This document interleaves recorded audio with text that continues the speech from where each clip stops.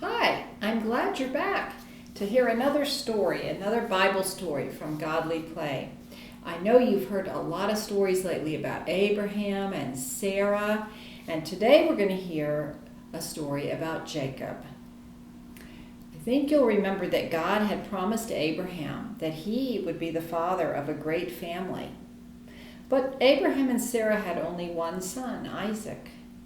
Isaac married Rebekah.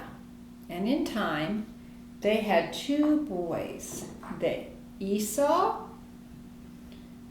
and Jacob. These two boys were twins, but they were not like each other. Esau was big, Jacob was small. Esau had red hair, Jacob had dark hair. Esau was hairy, Jacob was smooth. Esau liked to hunt. Jacob stayed by the tent to watch the sheep. Esau was born first, so he was supposed to have his father's things when his father died. Now Isaac loved Esau best, but Rebekah loved Jacob best.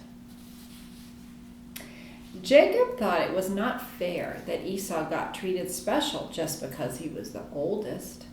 They had been born on the same day.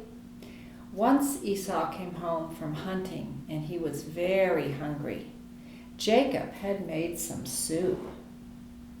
Esau asked his brother for some.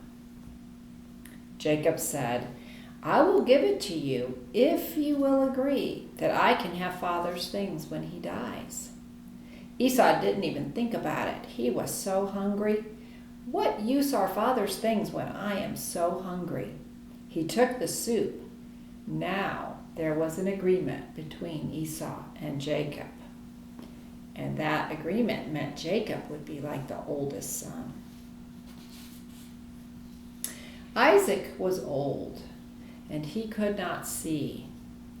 One day he asked Esau to go hunting and make the stew that he liked.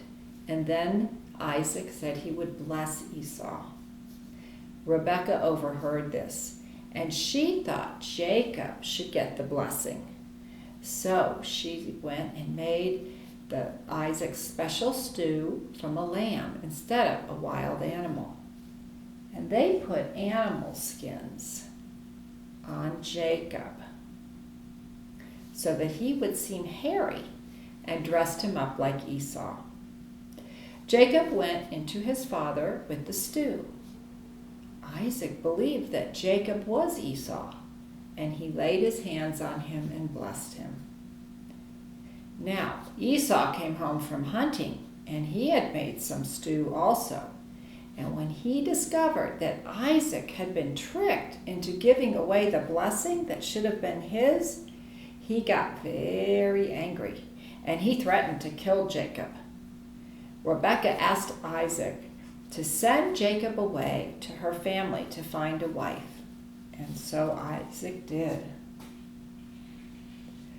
Jacob set off quickly towards Haran, where his mother's family lived. One night he found a rock, and he laid it down and made it his pillow. So here's Jacob, and he slept like that. While he slept, he dreamt about a great ladder that stretched all the way to heaven. There were angels climbing up and down the ladder, and God seemed to be above and around and beside the place. A voice said, "I am the God of Abraham and Isaac. I will give you this land on which you lie to you and to your descendants, and through them the whole world will be blessed. I am with you, and I will bring you back to this land." When Jacob woke, he knew he had heard God in his dream, and so he poured oil on the stone so that he would always remember what God had said. And he named the place Bethel. And Bethel means the house of God. Jacob traveled on, and he came to a well where the shepherds watered their flocks. There was a beautiful young woman. She had her father's sheep at this well. Her name was Rachel, and she was the daughter of his mother's brother. Jacob wanted to make her his wife, so he offered to work for her father, Laban, for 7 years in exchange for permission to marry Rachel. After 7 years, the wedding took place. When Jacob saw his wife's face, he discovered that he had been tricked, and he was married to Leah, who was Rachel's sister. Laban told Jacob he could marry Rachel too, but only if he worked another 7 years. So finally, Jacob and Rachel were married. Then Jacob worked 7 more years for his uncle Laban, and in all that time, God blessed Jacob and on his work, and Laban's flocks increased.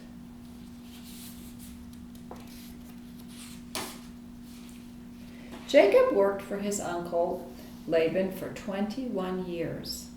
Then God came close to him and told Jacob it was time to pack up everything he owned and head back home. But Jacob was afraid to meet Esau again.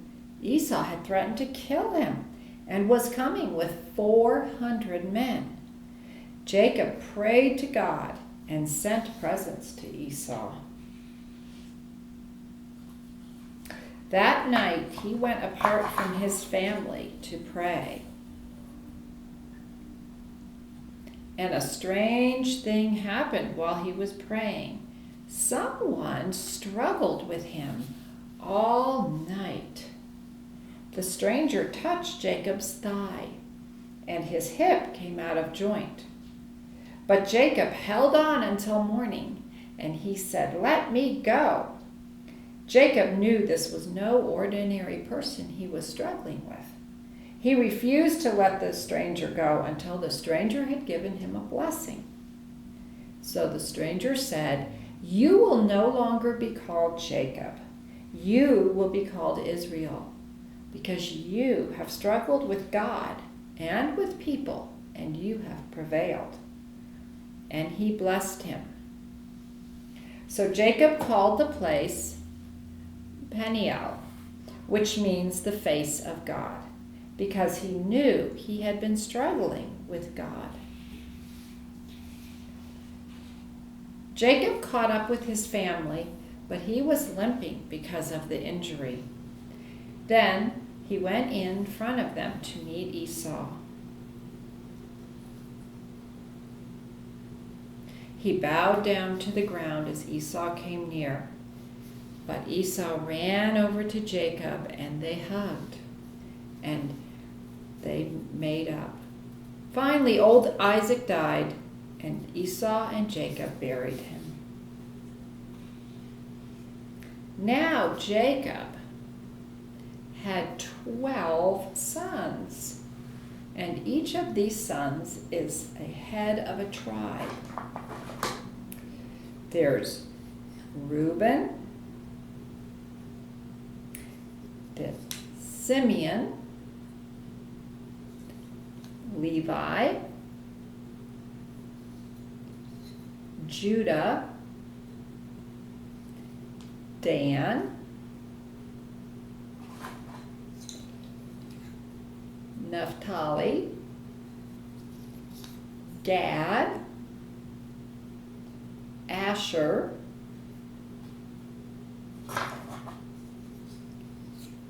Issachar, Zebulun, Joseph, and Benjamin. So now there are 12 tribes in the great family, and it was all called Israel. As we think about this story, you might want to talk to someone about what part of this whole story you liked best. Is there a part of this story that is the most important? Could you find a part of this story that is about you? And we always have to wonder, if we took a part out, would it be the same story? I hope you have enjoyed this story of Jacob, and I hope to see you again soon. Bye-bye.